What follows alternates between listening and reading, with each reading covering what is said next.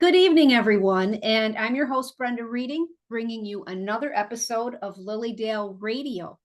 And tonight, I am so fortunate to be able to bring you Patricia LaDale Lane. And she is a spiritual life coach, Reiki master teacher, author, mystic, reverend, and she hails from the Dallas-Fort Worth, Texas area. Welcome, Patricia. Thank you. I'm so excited to be here. I'm excited to have you here. I actually connected with you through a podcast with Michelle Barr. Yes. And so, I believe in this synchronicity of life and spirit, and that we are brought together because we're supposed to be, right? So after speaking with you for a few minutes, I want to share with the people that we actually started today with, let's just meet and see, how it goes. And within 5 minutes, I got goosebumps again. We both knew that, why don't we just do this recording? We don't need to talk anymore. Let's just share and let's just do it. So with that, you are a licensed Reiki master teacher. So tell me, I'm a Reiki master teacher as well, but I'm not licensed. Tell me about that licensing program for the listeners out there. The program that I'm licensed through is through the International Center for Reiki Training, which is William Rand's organization. It is Usui Reiki and also Holy Fire Reiki, and then the latest Reiki that I'm licensed to teach is the Animal Reiki. We have 2 levels of that, World Peace Reiki as well, and so. Reiki, we keep evolving consciously, and Reiki continues to be open, different frequencies of Reiki, higher levels of consciousness to access. So, I'm always open to the evolution of Reiki. The licensing in the Reiki program that the ICRT offers is a 3-year program. It's quite extensive. I've been licensed for about a year now. I've been teaching with the organization for about 11 years. And I decided to become a licensed teacher and go through that program so that I would have more exposure and be able to teach more students Reiki.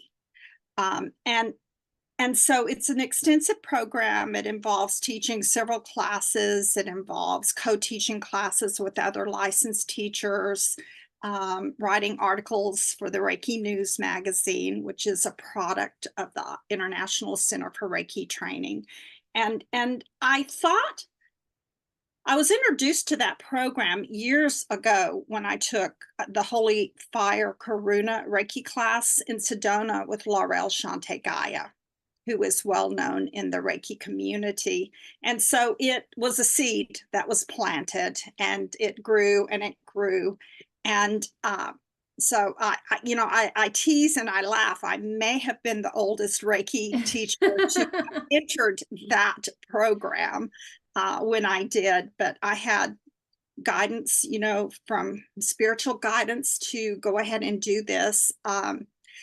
I teach a lot about what are the regrets that you may have at the end of our lives, right? The things that we didn't do, those callings that we had.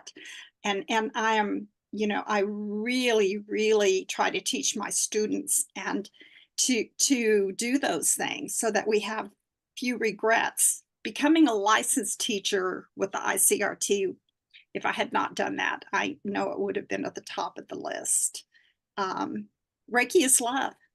It sure is. It sure is. It's that life force, universal energy, right? That Absolutely. we can so share we do with teach everyone. The Usui Reiki level 1 and 2 and master. It is Usui Reiki. We just add in this component of Holy Fire, which allows us to teach these classes, online, and we no longer do the physical attunements. And may I ask you, may I say something and ask you a question about that? It's like we, as mediums, right? We work with energy as well, and healers. It's all love energy, correct? And the thing is we don't need to have the client in front of us. We don't need to even see them. And with Reiki, right, the distant Reiki and the Reiki that you're talking about, the attunements, it's all an intention. So I think it's a beautiful thing that you're telling us that with the holy fire, the attunements are just done through meditation and intention, right? And we're finding that, like you said, the consciousness is raising, that it's all intention. Yeah, absolutely. It is all energy and intention. Everything is energy and intention. And when we realize this and we begin to work with energy in these ways, and we connect to spirit and to source, and we just believe, right? Mhm. Belief is very important. Um, Amazing things happen in our lives. The most amazing things can happen in And our that lives. intention, it's not unlike the spiritual healing that we do in LaDale, right? And we're asking spirit to come through, use us as a channel to go right directly to the person that needs help, that it's an intelligent energy. It knows where to go, you know. And Exactly. same with Reiki. I mean, how many Exactly. times have you been doing a Reiki healing and all of a sudden you're guided to a different part of the body? And Yes. it may not be in the exact order, right? Because we were all taught this order that we need to do it in. And I Yes. think that was just so that we, had a stable foundation. But once you start getting into it, spirit comes in and they guide you where to go, right? So That is it's, exactly right. That yeah. is exactly right. Because the more, and that is why it's so important for us to give ourselves Reiki, right? Mm. And raise our vibration I always say, when you get a Reiki attunement, and we call them placements in holy fire, but they're attunements, it's like that connection to source widens a little bit. Every level, Mm-hmm. everything that we do in our world to open up that communication is by intention, and that connection just widens and widens and widens. And when we are an open channel, because we do channel Reiki, we, it's like, you can't put God in a box, Oh, and I you can't love put that yourself saying. in You a can't box. put God in a box. Don't put I'm God in writing a that box. down, Patricia. Yeah. And then while you're at it, I mean, I've authored a book. Mhm. It's not explicitly about Reiki, even though it mentions Reiki in the book and a couple of the mystical experiences that I've had. Um, so mysticism is where I've been guided through having all of these amazing experiences to focus my attention and to share my stories in this little book that I wrote, The Angels Orchestra. That's a brilliant title, The Angels Thank you. Orchestra. Like the Exactly. angels are directing us, right? They are They orchestrate I everything. love it. That is a brilliant Yes. title. Yeah. Yes. And so my spiritual journey really, really began when I was in my 30s, and my dad had a near-death experience. Ooh. And when he came back from that experience, he was changed. And he talked about I began to study Raymond Moody's work, everything I could get my hands on with people who were writing about their, near-death experiences. I was fascinated. It started me on this search. Thank goodness I'm a lifelong searcher and learner. And he talked about when he went up and he was going through the tunnel, that the angels were all around him and they were singing his song to him. Oh. And he said, I knew it was my song. I knew that was he didn't use the word vibration, right? Mm-hmm. He said, I just knew that was my song. So now we hear a lot about our soul songs and our soul sound. Oh. And so I thought, the Angels Orchestra, it's twofold. It's my dad's near-death experience, and it's also that angels orchestrate everything. And that story is in my book. That sounds Um, amazing. And Thank I you. think I think I read on Facebook one time about an African tradition, and I could have this wrong, but I'm just sharing for a second, where when the baby's born, they sing a song to the baby and that becomes their song, Oh, I right? just got the bumps. Yes, I've heard that, and Mhm. I'm not sure if it's an African tradition or not. But yes, I now that you have brought up a memory of that, where I've read that from And somewhere as and I well. said that, I mean, I don't know all the specifics and I don't pretend to know because you know how Facebook is, you're scrolling, scrolling, scrolling. And but yeah, and it just makes so much sense that we would have a particular vibration, frequency, you know, whatever you want to call it, that is our very own, because each one of our souls are unique to us, right? Mhm, And absolutely. that's a Uh, beautiful story, and how wonderful that your father shared it with you, right? yes, Because in my experience, which is why I wrote my book, Taps on My Shoulder, How to Awaken to Spirit, is that people are reluctant to share their experiences for fear, they don't believe themselves, right? So how beautiful that your dad shared that experience with you and you were able to yes, actually build the rest of your life upon it. yes, What a gift. absolutely. When I was 53, I had a stroke which paralyzed me and left me very, very sick, Mm, with very adrenal sorry. fatigue, and it was, it was life changing at that point in my life. I just really didn't even know if I wanted to continue being on this earth. And then these miracles, I prayed a lot. I connected with God. I'm not a religious person, but I'm very spiritual. I've always been very spiritual and talked with God directly. And these synchronistic events began to happen in my life, Mm. guided me to places and things such as Reiki, to do to help myself to get well. And I actually became excited about life again. And I would love to share one of those experiences with you. Oh, Or absolutely. I Go have, if ahead. we I'm have sure our time. listeners would love to hear it. So go ahead. So one of the first experiences that I had, and this is one of many, is that I had taken Reiki 1 and I was considering taking the second level of Usui Reiki. And I was on my way to work one morning and I was drinking coffee and stopped at a red light, and I happened to look up at this bus that was perpendicular to me, and on the top of the bus in big bold green letters was the word Raphael. Oh, And I yes. looked away and then it registered and I thought, what was that? And I Mhm, looked back and it was the name of a street, but I'd seen Raphael for that mhm. split second.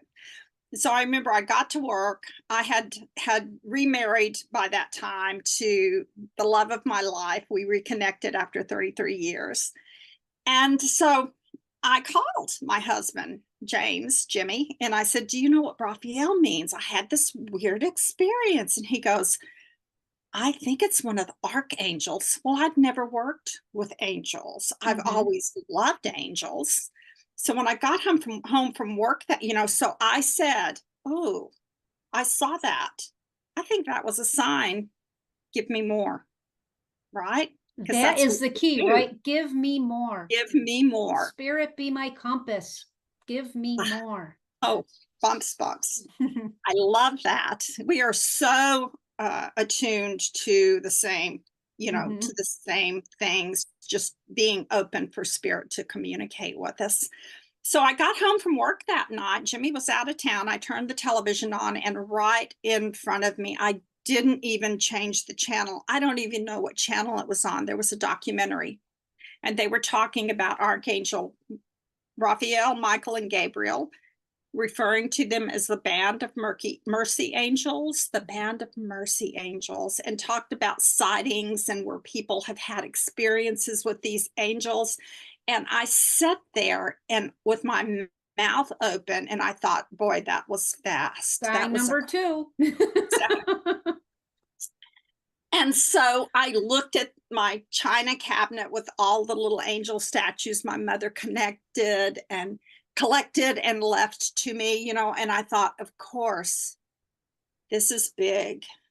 And of course, it's going to be angels because I've always loved angels. I actually thought for a fleeting moment, maybe this is the way they come and take you, right? They let you Oh. know ahead of time, You right? got a little scared for a second, right, Patricia? It's like, uh-oh. I just said, whoa, I feel this. I feel this. This is big. Show me what you want me to do. I am your instrument. Whatever you guide me to do, I will do it because you're helping me to get well. My heart is getting larger, like the Grinch. My heart is just 10 times the size because what you are talking about resonates with me so much. Please keep going. So I just kept my eyes open for signs, right? I just put it in the back of my mind and I just said, I'm open. And about a week later, my Reiki teacher actually contacted me and she said, Patty, I'm going to a class that Charles Virtue is teaching. Charles Virtue is Doreen Virtue's son, to learn how to read angel cards. And you came to mind. Another lady was going. She's not able to go. Would you like to go with me? And Wow. I thought, how am I going to pay for this, for a split second? And then I thought, I have to go. This is the third sign. Yes, This has to be a yes. So I said, yes, yes. Not even knowing it's like how do you read cards? What are angel cards, right? Had no idea who Charles Virtue was. You were driving blind here, Patricia. Blind trust and faith. This is faith, when faith comes in, right? Because I knew that the universe had my back. And this was life-changing because you can feel it in your body, you can feel it in your gut. So we went to this 3-day class in Houston. And I remember on the way driving to the class, we kept passing these fields of buzzards. Oh. Like 3 fields. One of them, there was 17 out in this field. And PJ looked over me and she goes, well, somebody's going to have a transformational weekend. And it's like, I didn't know, right? I didn't know anything. I didn't know what I didn't know, that's for sure. So we kept going. And so we went through, a couple of days of learn, the cards, right? Learning how to read the cards with your intuition, trusting your gut, the pictures, what comes in. And on the 3rd day, Charles said, today, we're just going to channel for others. We're not going to use the cards. And I thought, oh, wow. How does that work? That's a big leap, right? It was a big Jump leap. in. So on the 3rd day, I did a couple of channeling, and then this lady sits in front of me, and I looked at her and closed my eyes, and I immediately saw this little girl with long blonde curly hair running up and down these stairs, and she was looking over her shoulder, and she said, Mommy, look, I can walk. Mommy, I can run, just like, so excited. And so I just told this lady what I saw, and she said, wait a minute. She said, that's not for me. She said, that is for the lady that I'm sitting next to. Her name is Sherry. Let me go get her for you. So Sherry came and sat in front of me, and Sherry had a very Asian appearance. And the little girl that I saw had blonde hair, but you know what? You learn to say what you get. Absolutely. And not to judge. That's say right. what you get. No editing. I told her about this little girl, and she looked at me and she said, yes, that's my daughter, Kaylee. She has long blonde curly hair. She was born with a genetic DNA defect, which she has very, very weak muscles and not able to walk and run without assistance. And I said, oh, okay. And she said, let me tell you my story. She said, Kaylee has these episodes, and it's like seizures. And she said she had one a couple of weeks ago, and we found ourselves in the hospital. And she said, in walks this beautiful female doctor And she says, "Hello, I'm Dr. Raphael, and I'm here to help you. Everything's going to be okay." And I said, "Wow." And so Sherry went on to say, she said, "I had a dream. I had a dream that I'd been looking at some classes to take, some things to do." She lives in Corpus, so it's not too far from Houston. And she said, "This one with Charles Virtue with angel cards kept popping up. So I signed up for this class." And she said, "I had a dream that I was going to meet an older woman that would have a message for me in this class." And I said, "Wow. I mean, it's like this orchestration that this took, right?" I know. And It's she said, amazing.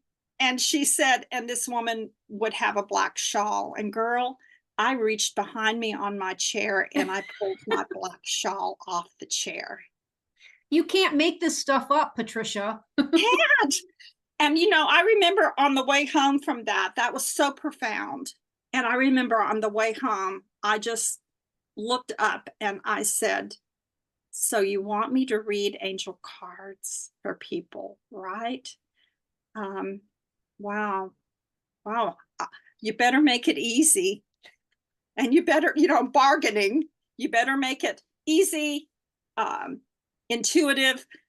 I'm not going to take years to learn traditional tarot card reading. I don't have the energy and the time for that. Still working the job. But if you'll put me in the right place and get me into the right places to do this, I had no idea. Mm-hmm. Then I'll do it." And within about 2 months, I was reading at one of the largest fairs in the nation, which at that time was the Dallas Psychic Fair. Wow. There I was, just thrown out, just there, right? And I just And put your life took 100% a big trust. turn, right? You just, Yeah, my boom, life took a huge turn. a It curveball truly did. It for truly the did. better, right? For the better. Amazing, amazing. You know, I would love for every single person on this earth to be able to wake up every single morning and have this kind of joy and bliss to look forward to in their lives that working with spirit gives us. And my book is full. So that began a series of mystical experiences. And I kept having mystical experiences like that, similar to that, over and over. It got to be comical. It got to be comical. We're sitting in Ireland in a pub. I finally got to go to Ireland. My husband said, "Let's go to Ireland." I wanted to go so badly. And we're sitting in this pub, and this little old man walks in and he sits next to us. And I just looked over and said, "Good morning," and smiled. And his eyes went back, his head went up, and he goes, "Ah, ye have 2 daughters, Kelly and Sheila." He just pulled this out of the thin air. And I said, "Yes, I do, Kelly and Charla." Very Close close. enough. And this man started telling me things. "You're meant to write a book.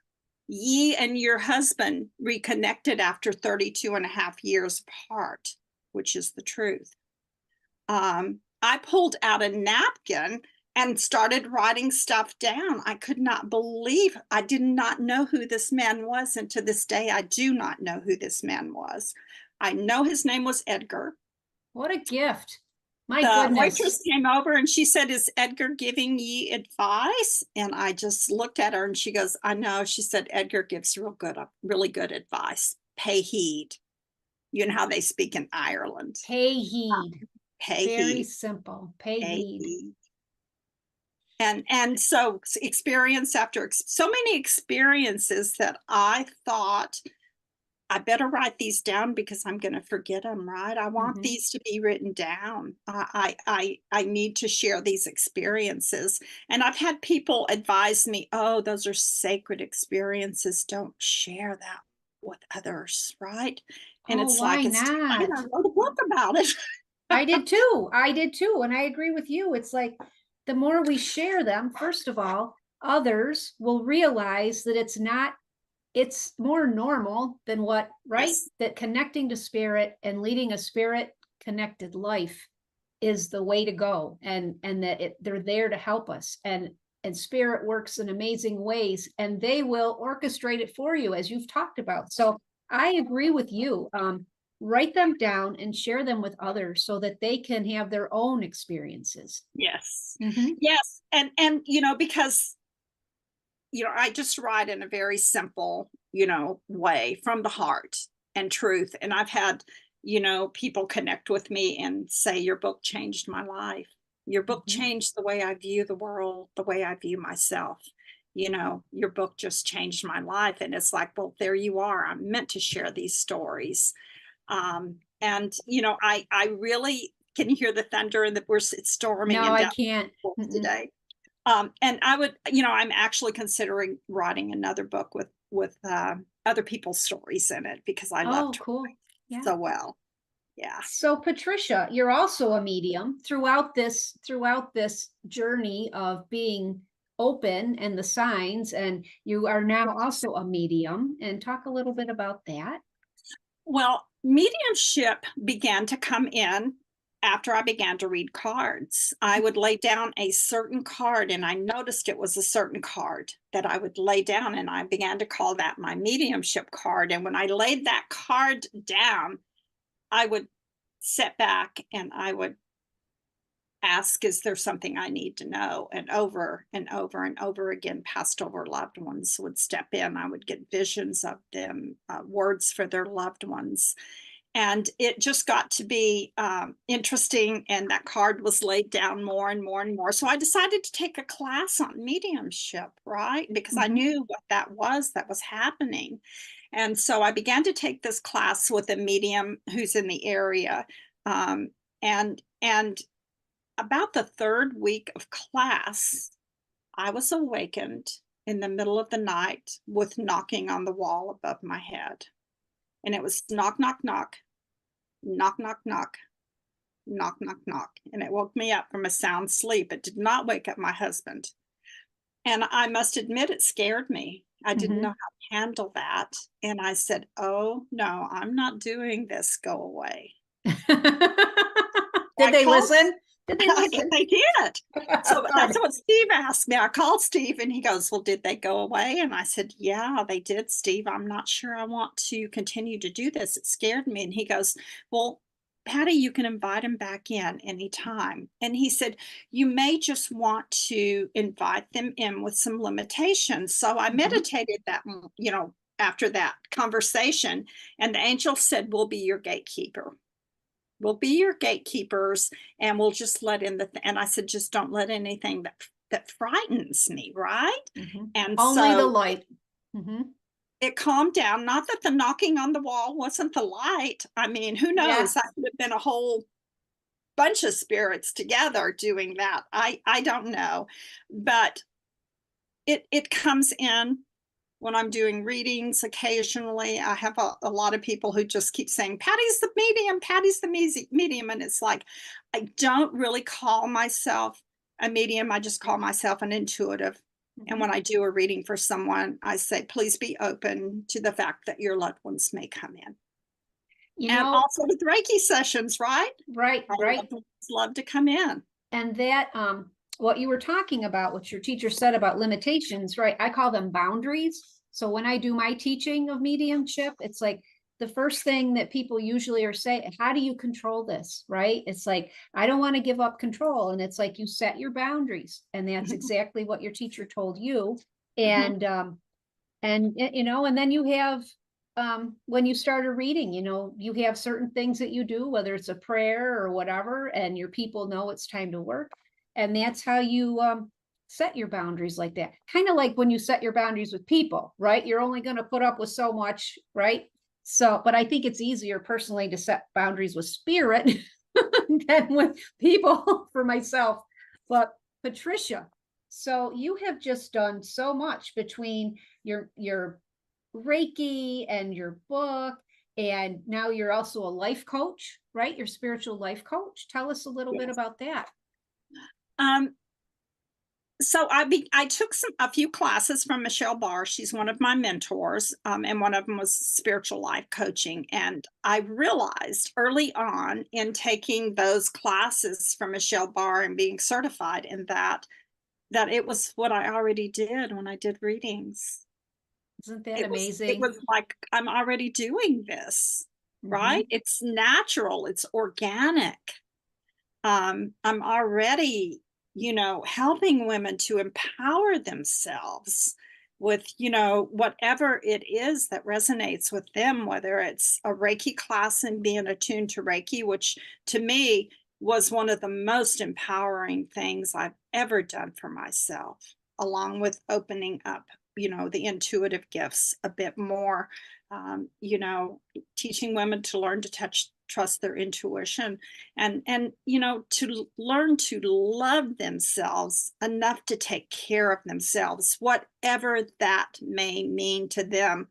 I left a 23-year marriage, which had become almost dangerous, Mm. with anger issues and PTSD from my husband. And it was one of the scariest things I've ever done. It was right after I had the stroke, and I realized, oh my gosh, I deserve to be happy and to Mhm. get well. I deserve to have a life with love and not a life with fear and depression, because I was the empath narcissistic Right. relationship.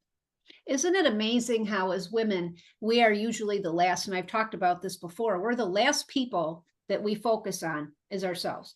We're so busy trying to help other people, whether it's our family or our clients, right? We even put everyone else, and then there's nothing left for ourselves, and then we can't even perform our normal daily duties. You're And exactly right. it You feels are like exactly you right. have to be 50 years old before you figure that out, right? Yes, So and the now, guilt, right, right? so I mean, now it's like trying to, like, I have two young daughters, who are less than 40, they're in their 30s, and I see them doing the same thing that I did, the job, the children, the household, right? And it's like, you have got to figure out better balance. I don't want them to get fibromyalgia and chronic fatigue like I did, right? exactly. It's like your body, you can only do so much. And so getting the younger women to accept this earlier, right?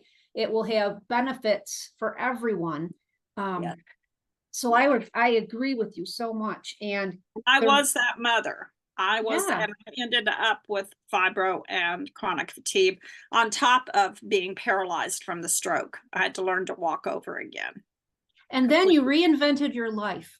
I mean, I can't tell you how many people I have run into that it's like you have this health crisis or an emotional Yes. crisis, right? Yes. And then you allow spirit to drive the bus because you have no choice.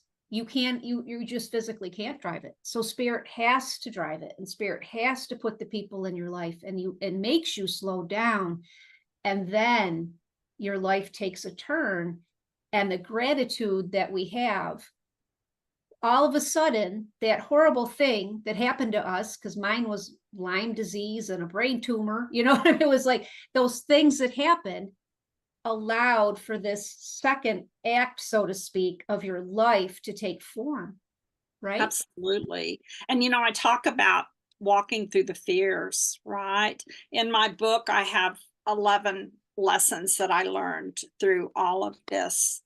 And, one of them is to just take those baby steps through the fear, because the bliss is always on the other side, right? And part of that is just loving yourself enough to take those steps and Yeah.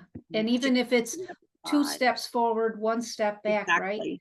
Exactly. It's like, just have faith that you will get there. Yep. So, Exactly. Patricia, I just want to thank you so much for being on this show and sharing your stories. And once again, letting our listeners hear that spirit, it always has our backs, and that if we just allow it, you are living proof of it. And you can be found at www.patricia.LaDale correct? .com. .com. Yes. And LaDale is it's all together. Yes. And LaDale is my middle name. It's LaDale, Lane, Lane. Beautiful. So it's Patricia, LaDale, Lane. And how cool that it's like you have Dale in the middle of your name. I have and LaDale in the middle of my name, and my mother made that up so I can actually use my name and as my branding, right? Nobody else has that name. So you can find me on Facebook, Patricia LaDale Lane. My Yahoo email address is patricialadellelane@yahoo.com. Okay. And you had mentioned when we first talked about doing your own podcast, I think that would be a wonderful idea for you, Patricia, to just talk and tell your story. I think there's a spot for you on the airwaves should you choose to. So yeah. So just quickly before I end our little session today, I just want to mention that Lilydale season is coming. It's coming fast, people. And the first week opening is June 22nd. No, that's not right. I'm already made a mistake. It's June 21st. It's Friday. And on that Friday, we have the butterfly release ceremony. If you're interested in partaking in that, you need to go online to lilydaleassembly.org and try to get your butterfly ahead of time, okay, so that they don't run out. We also have the Tibetan monks coming that weekend. Opening ceremony is Saturday at 9:30 and closing ceremony is Tuesday of the following week. But there are so many workshops, including my own. I'm doing a beginning your mediumship workshop on Saturday all day. So a lot of the things we talked about, we'll be doing exercises, and we will decipher how you work with spirit, because we will go through the various ways that spirit can connect with us. And by the end of the class, you should be able to sit with someone just like Patricia did at her card center class, and give someone some type of message because you're receiving information from spirit.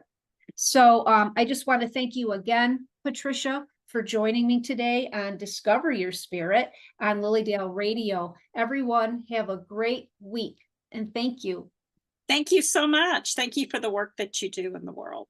Oh, thank you. And you as well, Patricia. Thank you. Bye now. Bye-bye.